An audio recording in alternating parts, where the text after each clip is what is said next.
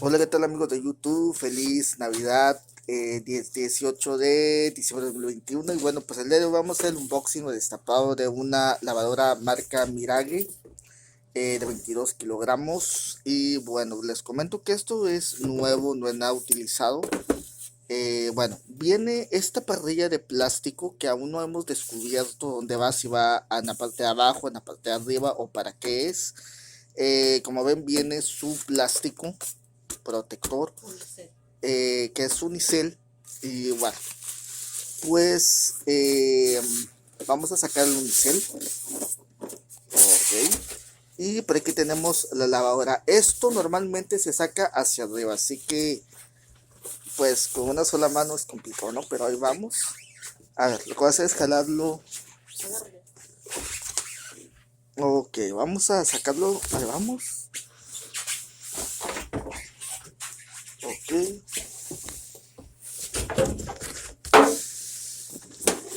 Uy, bueno, ahí está. Y vamos a tratar ahí con cuidado. Y bueno, pues aquí tenemos la lavadora. Viene con una tabla, al parecer.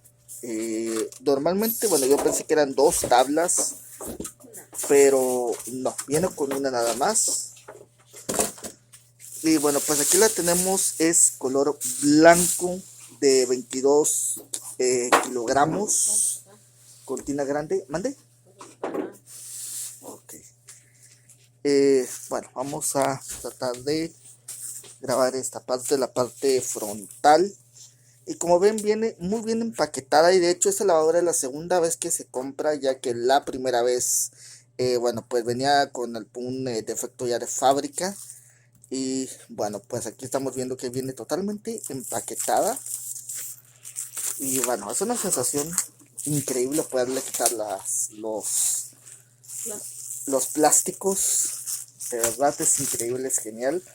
Es lo que más me encanta de hacer un unboxing, o de poder pues quitarle las etiquetas, los plásticos, las protecciones. Y como pueden ver, viene con bastante unicel, viene muy bien protegida. Vamos a quitarle los últimos plastiquitos que traen en el costado. Y aquí podemos ver la tina, que es bastante grande. Vamos a tratar de hacer un acercamiento, un zoom, para no tener que acercar tanto el teléfono. Y bueno, pues les cuento que esta tina tiene una capacidad de 22 kilogramos.